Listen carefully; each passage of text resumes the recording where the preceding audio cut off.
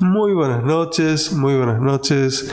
¿Cómo están? Un gusto de saludarles después de un día de ausencia. Habíamos anunciado que el día lunes no íbamos a poder compartir este tiempo que estamos compartiendo, valga la redundancia, en estos estudios bíblicos que hemos dado a llamar el Jesús de la Biblia, y conociendo a Jesús también a través de la Biblia, sin que medie pensamientos, hipótesis, ni siquiera canales que parecen científicos, pero que luego de presentarnos un montón de pensamientos nos dicen al final que, bueno, todo esto es una hipótesis lógica, porque no hallan cómo justificar con lo que es de la fe. La razón no lo puede justificar y ellos quieren entender con la razón lo que es por la fe. Y la Biblia no se puede entender solo con la razón.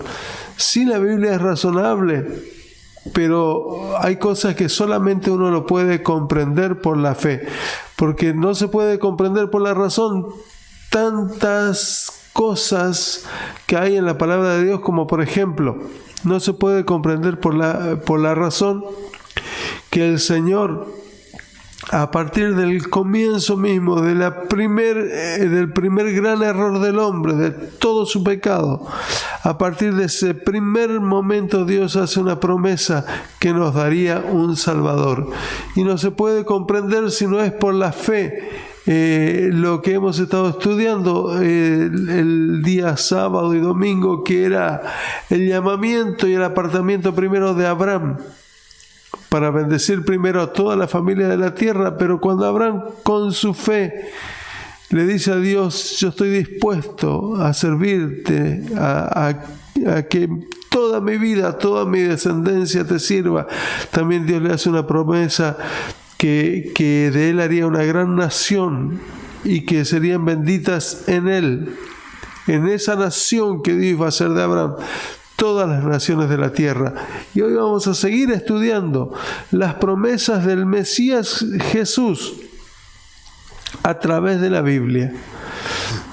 Y eso es imposible entender si uno no lo puede entender con la fe. Eso no lo puede explicar la razón, porque estas cosas Dios los habló cientos y cientos de años antes de su cumplimiento, y parecía su cumplimiento tan lejano que cuando llegó hubo un grupo de gente que era el pueblo que había sido apartado de las demás naciones para que Jesús naciera.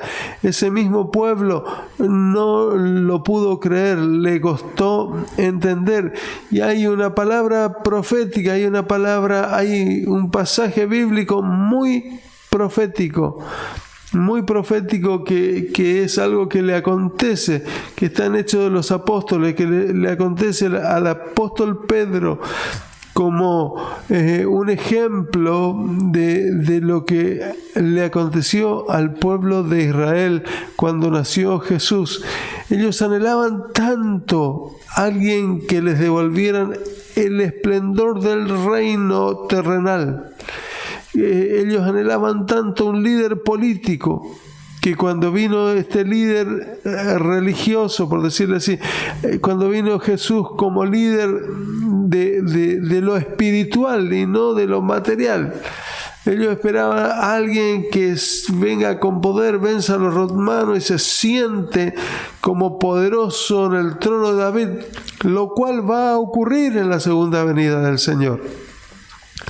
Pero no era ese el momento. Este era el momento del Jesús que venía como hombre a morir por nuestros pecados, a pagar nuestra redención, porque ni nuestra muerte era suficiente, porque nosotros éramos culpables. Nuestra muerte no alcanzaba a redimir a toda la humanidad, a toda la tierra que sufre y que ha sufrido violencia desde entonces. No alcanzaba con la redención de los que hemos pecado, sino que necesitábamos alguien que sea 100% hombre sin pecado, pero necesitábamos alguien con autoridad espiritual para vencer, para morir en nuestro lugar y para arrebatar a Satanás lo que Satanás le había arrebatado o se lo había quitado al hombre con astucia, con argumento. Simplemente usó argumento, ni siquiera tuvo que usar la violencia, ni siquiera tuvo que robarle. Solamente fue una sustracción, pero con engaño. Sin embargo, Cristo tuvo que pagar un precio muy caro. Nuestro Jesús tuvo que pagar un precio muy caro para recuperar lo que habíamos perdido. Por eso la Biblia dice que así como el primer Adán, por el primer Adán entró la muerte, por el segundo Adán, que es Cristo, entró también la vida eterna. Y aquí estamos, queridos hermanos, queridos amigos, en esta noche para comenzar este estudio bíblico junto a Silvia. Muy buenas noches, Silvia, ¿cómo estás? Dios te bendiga. ¿Cómo has estado estos días? ¿Has extrañado, igual que yo, a la audiencia? Muy buenas noches, pastor, Dios te bendiga. Buenas noches a toda la audiencia, a aquellos que nos ven. Y en verdad que sí, que uno extraña el poder compartir la palabra de Dios, el conocer, el estudiar la Biblia, y dándole gracias a Dios porque hoy nos permite un día más, un martes más, compartir la palabra, enseñar la palabra y hacernos conocedores, ¿no? Y en verdad que sí, que lo que estaba prestando atención de lo que hablabas, y en verdad que yo estaba muerta en delitos y en pecados, y vino un Salvador a traerme vida eterna, a traerme vida en primer lugar, y esa vida que es vida eterna. Así que, ¿cómo no predicar de nuestro Dios? ¿Cómo no predicar de ese Jesucristo que a veces lo conocemos y lo conocemos mal? Pero esta noche te vamos a compartir y te vamos a dar a conocer ese Jesús, el Jesús de la Biblia.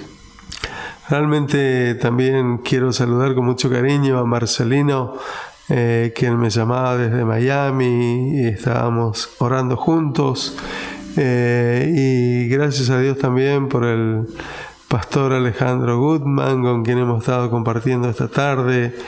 Bueno, gracias a Dios por toda la gente que nos llama y empieza a decirnos: mira, yo estoy siguiendo tus enseñanzas, estoy siguiendo las cosas que nos ministras a través de las redes sociales, del Facebook, de la radio.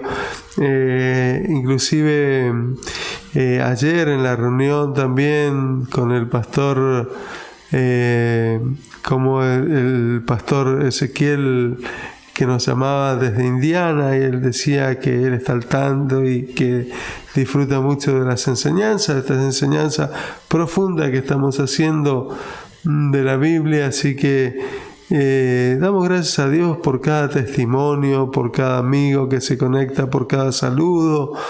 Mandarle un saludo enorme a Gloria y a Cristóbal allá en Santa Fe, así que, y a todos los que quiera saludar, Silvia. Quiero en este día saludar y darle gracias a Dios porque hoy es un año más de aniversario de nuestra hermana querida, amada Charo, y de Luis. Así que un saludo de parte nuestra, de parte de la iglesia, a ellos. Y gracias por ese amor que siempre tiene Charo con nosotros, siempre nos llama, escucha el programa, así que seguramente en algún momento nos va a estar escuchando. Así que un saludo muy grande, que Dios bendiga, siga bendiciendo tu vida, la vida de Luis, tu matrimonio, el ministerio. Así que desde aquí, desde el programa, un saludo muy grande. Bien, realmente saludando también a la gente de Canadá, al pastor Araica, también allá, a la gente de lo que es de Granvia, a Paola, y a todos los que son de aquella muy bonita ciudad, muy cerquita allá de Quebec, que también nos saludan, desde Nicaragua, desde Chile, desde donde estamos recibiendo todo el tiempo reconocimiento de amor y saludo para con nosotros. Así que desde ya, muchas gracias por estar allí. Vamos a comenzar orando y vamos a entrar de lleno en el estudio. Hoy vamos a analizar un día más la promesa del advenimiento del Mesías cientos de años antes de que Él naciera, porque Dios no es improvisado. Dios hace las cosas con tiempo, pero también Dios no hace nada en secreto, sino que todo lo que Él tenía planeado nos informó a través de sus siervos, los profetas, y los profetas que fueron a través de los tiempos y llegaron hasta el apóstol Juan, que fue el último gran profeta bíblico. El último gran profeta bíblico con quien cierra el canon de las Escrituras. Y muchos me dirán, ¿por qué dices profeta si él es apóstol? Era el apóstol Juan, sí. Pero el último libro de las Escrituras, que es el Apocalipsis, él lo escribe con una visión de pasado, de presente, pero también de futuro. Y el profeta es alguien que anuncia algo, no que se le ocurra a él, ni que le gustaría a él, sino que el profeta anuncia lo que Dios le manda que anuncie. Y lo que anuncia el profeta no es de interpretación privada, sino es para todos. Así que, entendiendo esto, podemos ver que el nacimiento de Jesús se profetizó a lo largo del tiempo, desde que el mismo Dios Padre lo anuncia allá en el huerto del Edén a Adán y Eva, cuando le dice en el capítulo 3, versículo 14, y le dice a la serpiente que una simiente de Eva, ¿sí? Una simiente del ser humano, le pisaría la cabeza, le aplastaría la cabeza, aunque él le heriría en el calcañar, pero que esa cabeza sería aplastada por esta simiente, por la simiente que iba a nacer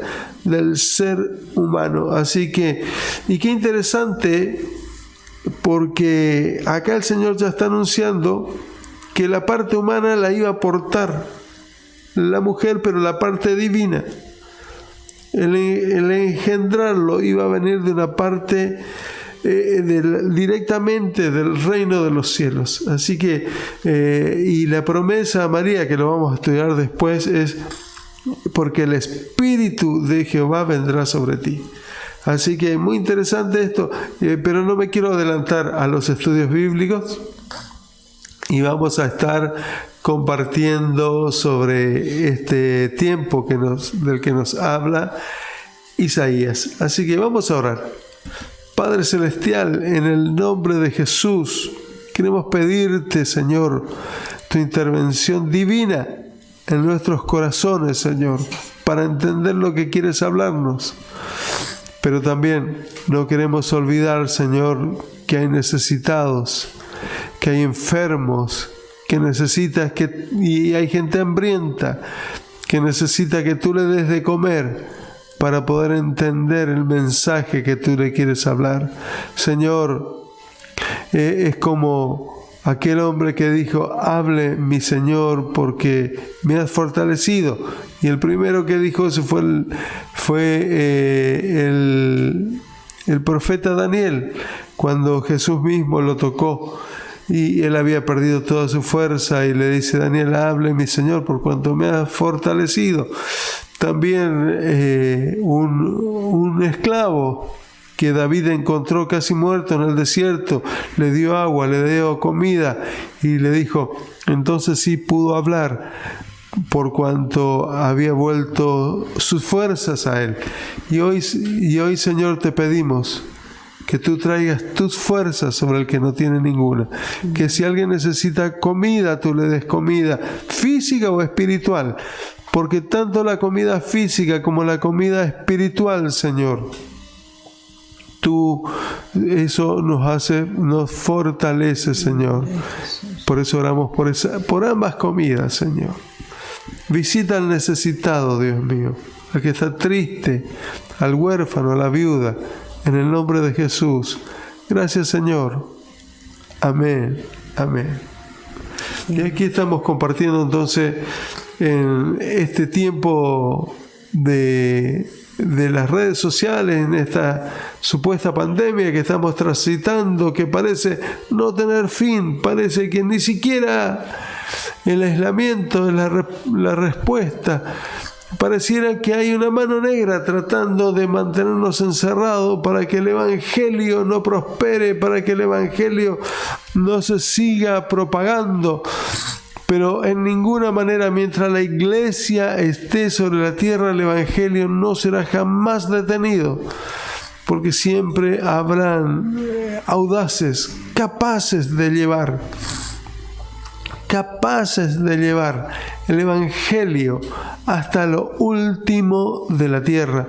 Así que en este tiempo de supuesta pandemia, aunque Satanás quiera, la iglesia no está dormida, ni la iglesia está quieta, sino que a través de todos los medios se anuncian que Cristo sigue inconmovible en su trono, que Cristo salva, sana y liberta. Así que, queridos hermanos, queridos amigos, queremos ya entrar a la lectura de la palabra de Dios. Silvia, ¿tenés gente a quien saludar antes de leer la palabra de Dios? Sí, voy a saludar a Gloria, a Cristóbal, a la familia Clemicina, a Celestino, a Neisa y a todos también saludar, como decía hoy, a todos los que se van a añadir en esta noche. Así que un saludo muy grande y gracias por estar ahí. Realmente, bueno, vamos a compartir la palabra de Dios en el libro del profeta Isaías. Casi aproximadamente 700 años antes del nacimiento del Mesías, Isaías profetizaba lo siguiente en el capítulo 9, 1 y 2, y luego 6 y 7. Silvia, ¿podés leernos eso, por favor? Así es. Isaías 9. Mas no habrá siempre oscuridad para la que está ahora en angustia, tal como la aflicción que le vino en el tiempo que livianamente tocaron la primera vez a la tierra de Zabulón y a la tierra de Neftalí, pues al fin llenará de gloria el camino del mar, de aquel lado del Jordán, en Galilea de los gentiles. El pueblo que andaba en tinieblas vio gran luz, los que moraban en tierra de sombra de muerte, luz resplandeció sobre ellos. Porque un niño nos es nacido, hijo nos es dado, y el principado sobre su hombro, y se llamará su nombre Admirable, Consejero, Dios fuerte, Padre eterno, Príncipe de paz. Lo dilatado de su imperio y la paz no tendrán límite sobre el trono de David y sobre su reino, disponiéndolo y confirmándolo en juicio y en justicia desde ahora y para siempre. El celo de Jehová de los ejércitos hará esto. Qué tremenda es esta palabra que hemos leído, ¿no? Y realmente el análisis requiere que uno pudiera tener aquí un mapa. Si pudiéramos tener un mapa, ni siquiera tiene que ser un mapa antiguo, sino un mapa actual, porque esos lugares todavía existen, son reales. El río Jordán, la zona de Galilea. Es muy interesante porque, también realmente hace unos años atrás Dios me permitió estar en esa zona, en la zona de Galilea, del mar de Galilea, y conocer realmente aún los tipos de barcas en las que el apóstol Pedro salía a pescar. Así que conocer cómo era la barca en la que pescaba el apóstol Pedro, el apóstol Juan y realmente Andrés, el hermano de Pedro. Y ahora nada más que esas barcas le han puesto motores, pero siguen siendo estructuralmente las mismas embarcaciones. Hoy se lo utiliza como turismo, pero es muy interesante. Yo no alcancé a subir en ella, simplemente les tomé unas fotos y pude admirarla un poco, ¿no? Y realmente es muy interesante lo que nos describe acá Isaías, porque ¿quién pensaría del lugar donde estaría viviendo el Mesías? No es que él nació ahí, todas las profecías, y eso lo estudiaremos después, él es de la misma ciudad de donde nació David. Él es como él viene también, es nacido en Belén, y allí realmente Jesús nace en Belén, pero luego termina viviendo en esta tierra donde nos describe Isaías. Pero en ese momento ni siquiera se imaginaban que el Mesías estaría viviendo en ese lugar. Así que me gustaría que podamos leer el 1 y 2 nuevamente, Silvia. Mas no habrá siempre oscuridad para la que está ahora en angustia, tal como la aflicción que le vino en el tiempo que livianamente tocaron la primera vez a la tierra de Zabulón y a la tierra de Neftalí. Pues al fin llenará de gloria el camino del mar, de aquel lado del Jordán, en Galilea de los gentiles. El pueblo que andaba en tinieblas vio gran luz, los que moraban en tierra de sombra y de muerte, la luz resplandeció sobre ellos. Qué interesante todo lo que dice acá. Primero, lo que dice el Señor es que no habrá siempre oscuridad. No habrá siempre oscuridad para los que están en angustia. No habrá siempre oscuridad para los que están en problemas, sobre todo para aquellos sobre el cual hay una promesa de Dios. Dice, no quedará para siempre en la oscuridad. No quedarán en la situación que está. El Señor te está haciendo una promesa en este día, que no vas a quedar en la situación en la que estás.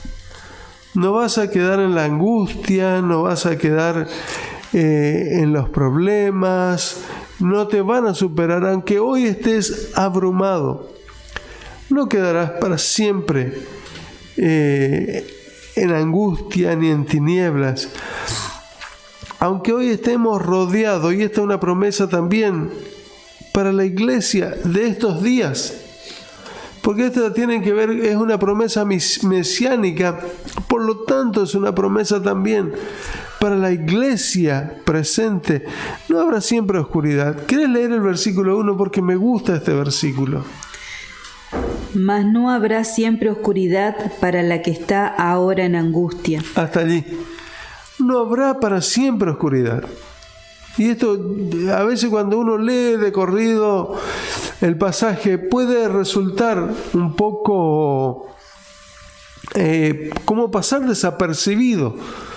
Pero la Biblia, mis queridos hermanos, mis queridos amigos, es para que nada pase desapercibido de lo que dice la Biblia. Lo que dice la Biblia tiene un porqué, tiene un objetivo. Dice, no habrá siempre oscuridad. ¿Cómo dice Silvia? Mas no habrá siempre oscuridad para la que está ahora en angustia.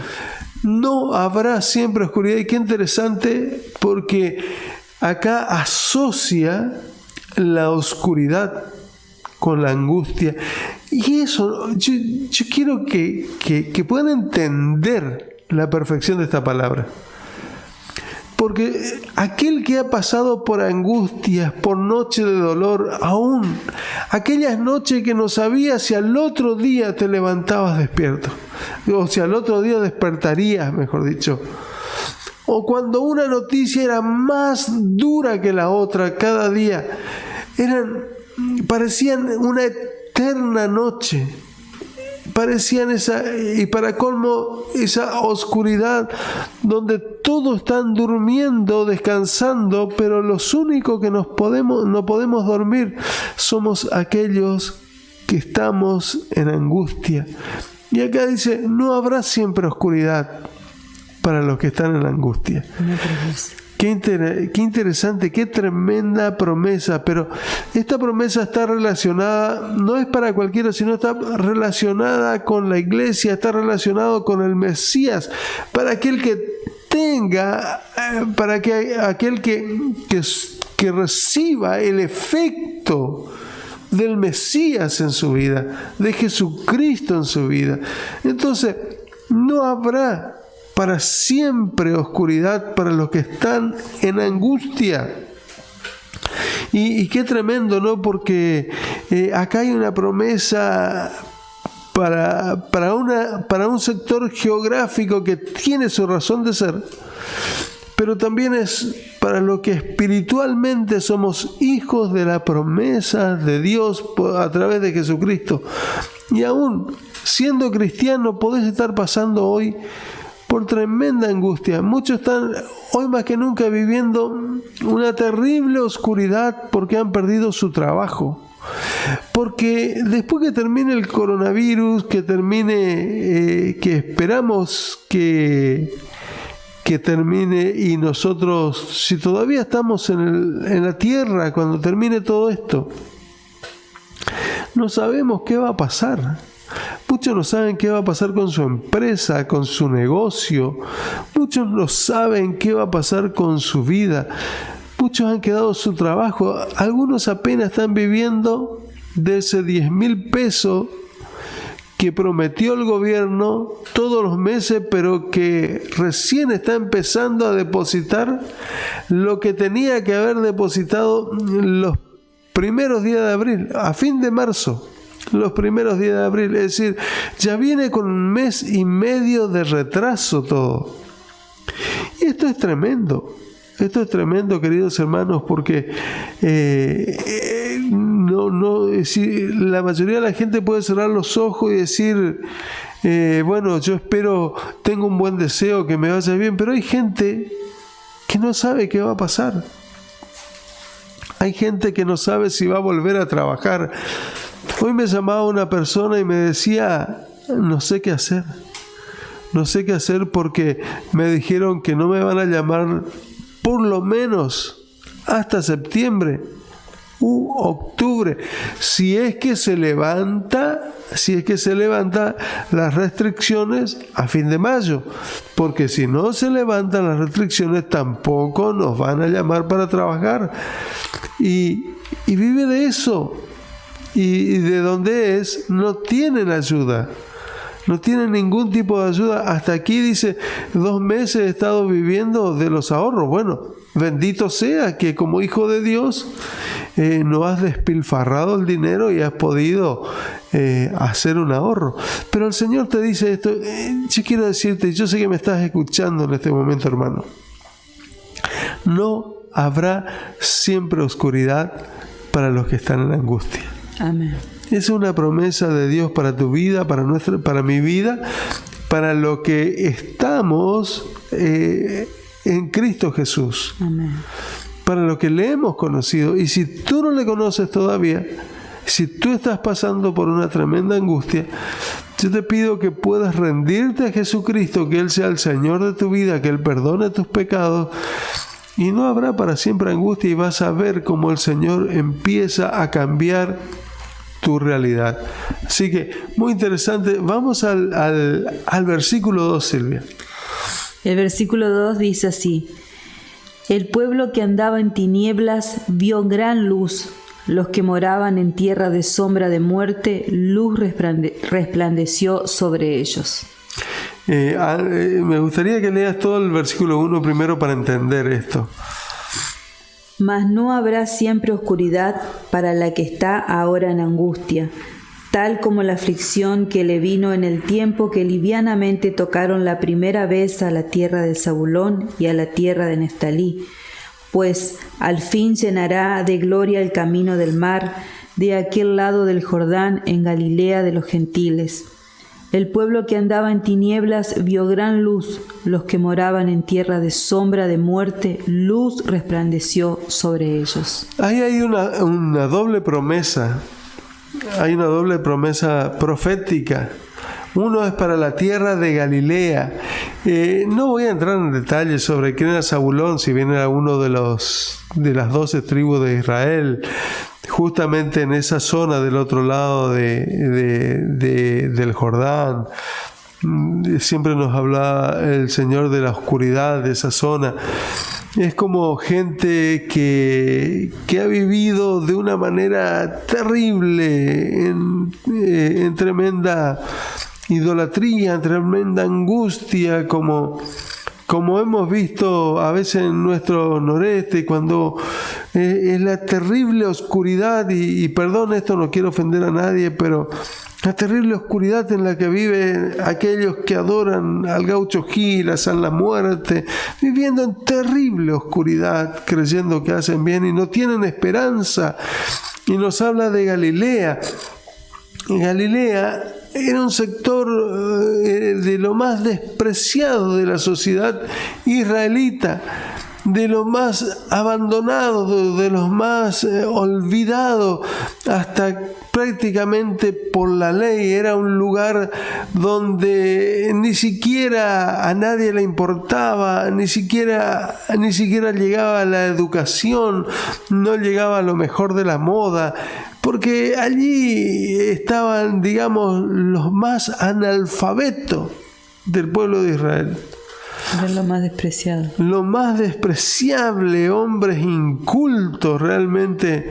Y a veces yo, como soy chaqueño y conozco un poco lo que se dice Chaco, de Corrientes, de Formosa, era el formoseño, el chaqueño y estoy hablando acá dentro de Argentina, de lo que sería de Argentina, sí, allá los chaqueños, eso, sin entender que en el Chaco hay una cultura tremenda, o decir así, hablando despectivamente de la gente, entendiendo también como se dijo muchas veces, y no lo digo con desprecio, sino que esta es la realidad. Así decíamos nosotros cuando peleábamos, los chaqueños y los correntinos, era chaqueño tal cosa, y vos correntino bruto. El correntino era el correntino bruto. O los del barrio, cuando se pelean de barrio contra barrio. Sí, o si no, para la ciudad y la villa, acá en Argentina, estoy hablando en el contexto argentino. Entonces, así era Galilea, los que no fueron a la escuela, los que no terminaron la primaria, los que no fueron ni siquiera a la primaria. Entonces no les quedaba otra que ser peón, albañil, pescadores en ese caso, porque era la mayor cantidad de trabajo que había en ese lugar, era de pescadores. Y realmente era como que, y a mí me hace acordar a una zona de cerca de Resistencia, de Chaco, que yo conozco, que es una parte de Barranquera junto al río Paraná, un barrio inclusive muy particular, algunos barrios que se formaban o villas o rancheríos o caseríos en la costa del río, de gente que vivía exclusivamente de la pesca en ese lugar, y tenían una casita precaria, viviendo toda la familia juntos en una sola habitación, cocinaban debajo de los árboles. El Señor me permitió llevar el Evangelio y llevar luz a ese lugar. Y realmente esa era la realidad de Galilea. Galilea de los gentiles, esa era la realidad de Galilea. Ahora, en ese lugar llevó José a su familia cuando Jesús era chico, allí lo llevó a vivir. Por eso habla de esto, y me gustaría que leas de nuevo el 1 y el 2. Mas no habrá siempre oscuridad para la que está ahora en angustia, tal como la aflicción que le vino en el tiempo que livianamente tocaron la primera vez a la tierra de Zabulón y a la tierra de Neftalí, pues al fin llenará de gloria el camino del mar de aquel lado del Jordán en Galilea de los gentiles. El pueblo que andaba en tinieblas vio gran luz, los que moraban en tierra de sombra de muerte, luz resplandeció sobre ellos. Ese lugar era tierra de sombras, de muerte. Una tierra terrible donde ni siquiera entendían a cabalidad como en otros lados, no tenían un conocimiento cabal de Dios. No era como Jerusalén, que es donde estaba el templo de Dios, donde estaban todos los sacerdotes y los administradores de la religión de ese momento. No, acá ni siquiera una capillita, podríamos decir, contextualizando en ese tiempo. Y realmente eso me impacta mucho porque dice la Biblia que ese fue uno de los lugares donde había sombra de muerte. Fue uno de los lugares más privilegiados porque en esa sombra de muerte se había instalado a vivir aquel que había de vencer a Satanás y reconciliado al hombre que quisiera con Dios. Y digo a propósito al hombre que quisiera con Dios, porque no es que nos reconcilie a todos, querramos o no querramos, sino Él dejó abierta la puerta para que aquel que se quiera reconciliar con Dios se reconcilie. No habrá para siempre tinieblas, no habrá para siempre angustia, no habrá siempre oscuridad para el que está en angustia. Ellos no tenían esperanza. Los hijos de esta gente no tenían esperanza. Como hoy se dice, no hay esperanza para los que nacen en la villa. Es como que sus hijos están destinados a seguir viviendo en la villa. Están destinados a seguir siendo pescadores, mayoneros. Están destinados a seguir siendo consumidores, adictos. Están destinados a seguir siempre en la pobreza.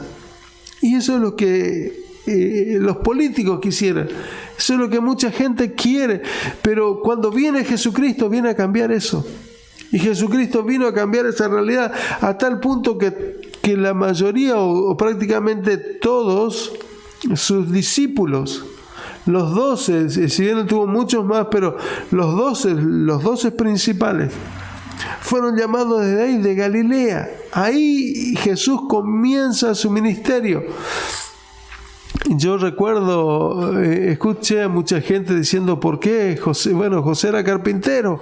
José se dedicaba a fabricar mesas, a fabricar silla, y Jesús le ayudaba en la carpintería. Y yo digo, sí, pero decir eso es tal vez no entender el contexto. No digo que José no era capaz de inclusive no solamente preparaba muebles, sino construía casas con madera. Pero su oficio principal, por lo cual José se va junto al mar, es porque él inclusive construía esos barcos o reparaba los barcos, que había que... Un carpintero es como nuestros mayoneros de la costa del Paraná, cuando sacan la canoa porque una madera se ha entrado en descomposición, se ha podrido la madera.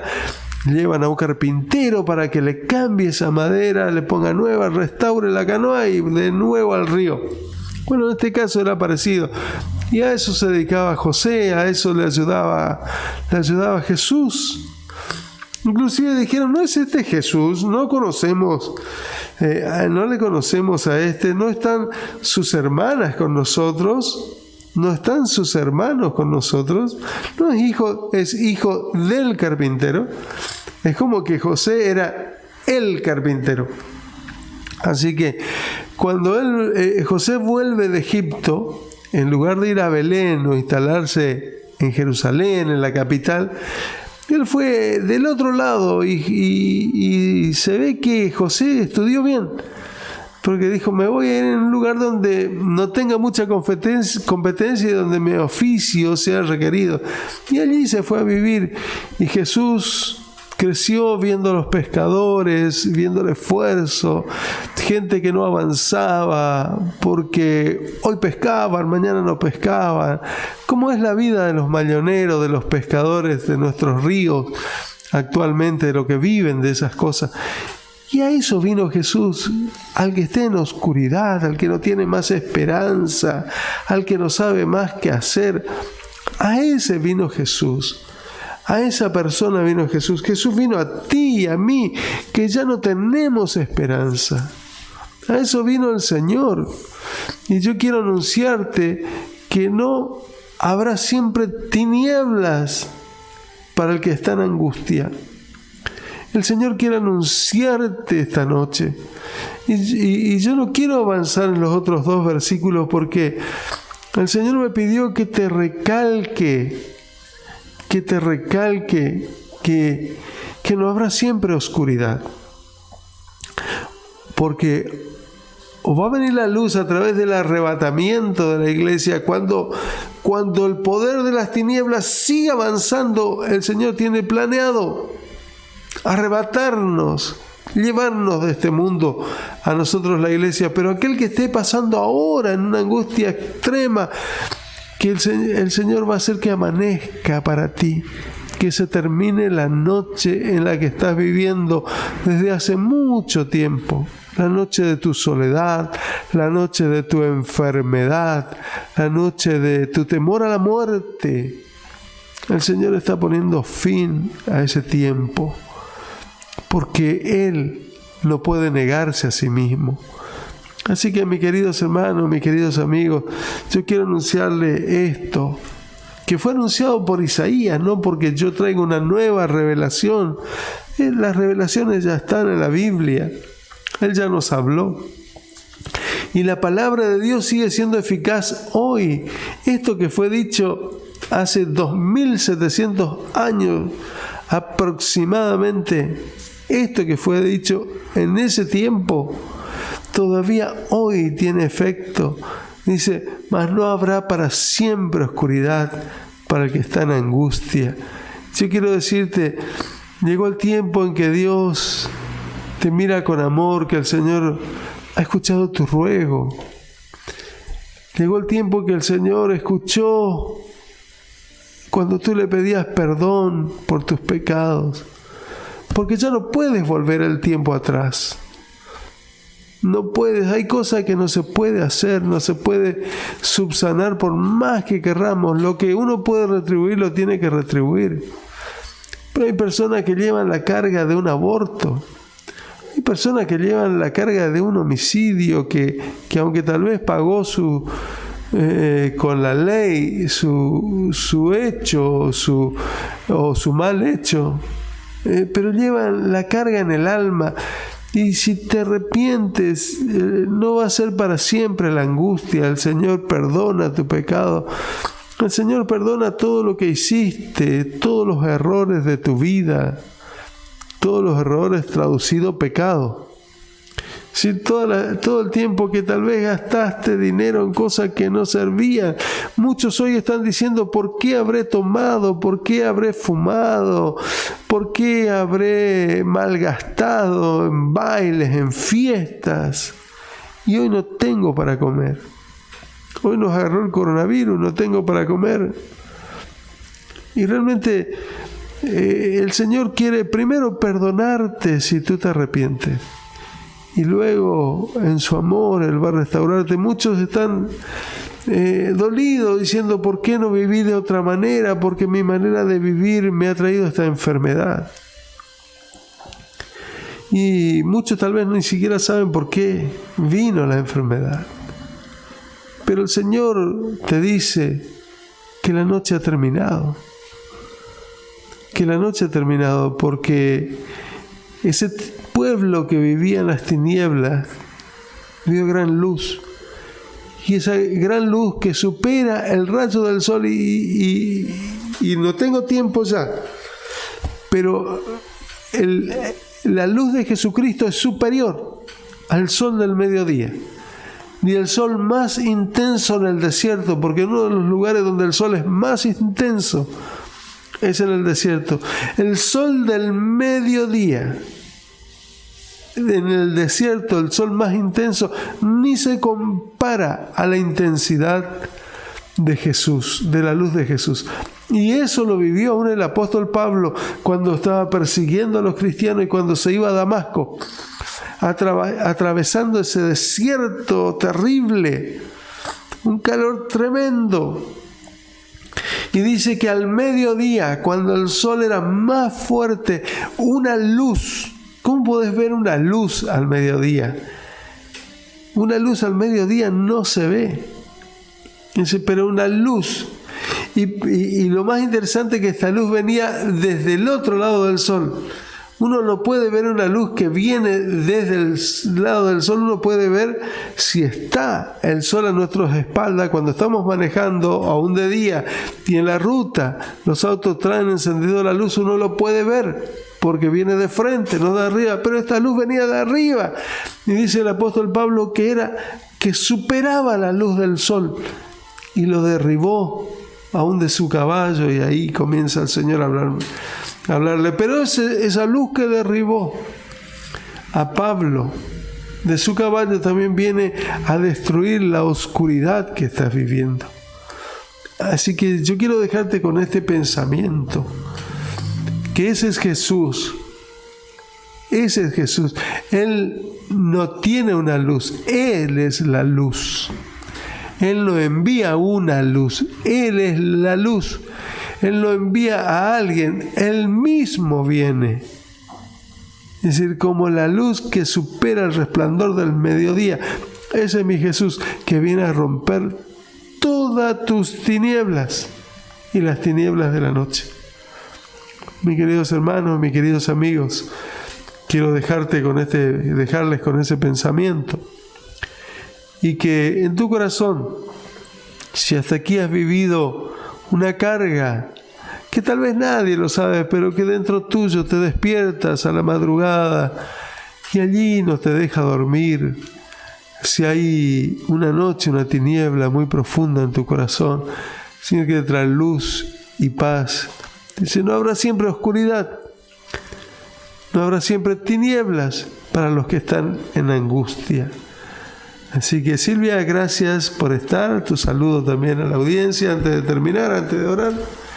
Y realmente, ¿qué te ha parecido esta reflexión? El Señor es tu luz, el Señor es tu resplandor. No hay nada por agregar, solamente darle gracias porque es una promesa de que no estaremos en oscuridad, que esa luz va a resplandecer sobre mi vida y que Él también nos está invitando a cada uno a que ya no estemos en la oscuridad y que Él nos está pidiendo permiso para poder entrar y resplandecer en nuestras vidas. Así que nada por agregar, solamente estas dos palabras y resaltar esta promesa de Dios. Y fue muy clara la enseñanza de hoy, fue una enseñanza muy profunda como cada día, pero es profunda para que la medites, para que en esta noche puedas pensar qué es lo que Dios te está hablando, qué es lo que Dios te quiere decir. Y si querés, solamente quiero decirle a aquella persona que está del otro lado que si te animás, si querés recibir a Cristo en tu corazón y no sabes cómo hacerlo, dejarnos un mensaje, llamarnos y decirnos, yo quiero recibir a Cristo en mi corazón, pero no sé cómo orar, pastor. Vamos a estar esperándote. Yo sé que hay alguien del otro lado queriendo recibir a Cristo en su corazón para no haber más oscuridad y para que Cristo resplandezca. Que Dios te bendiga, amada audiencia, a todos aquellos, los amamos en el Señor y si el Señor no viene, los esperamos mañana, nos encontramos mañana. Así es, queridos hermanos, queridos amigos, vamos a estar orando entonces y luego ya me despido. Así que oramos. Señor, en el nombre de Jesús, oro, Dios mío, invocando tu nombre sobre nuestras vidas. Y solo quiero pedirte que esta palabra se haga realidad en cada corazón. Bendice cada hogar aquí representado, Señor. Y te pido, Señor, que pronto termine esta angustia, esta oscuridad, Señor. Que tú traigas claridad y que tú avergüences a las tinieblas, Señor. En el nombre de Jesús de Nazaret. Gracias, Señor. Amén y amén. Queridos hermanos, queridos amigos, querida audiencia, Dios te bendiga. Si Él no ha venido todavía, si estamos todavía aquí, por algún motivo no tenemos otra dificultad, estaremos mañana 20-30 horas, 8:30 horas aproximadamente. Dios te bendiga, si Dios así lo permite. Hasta mañana.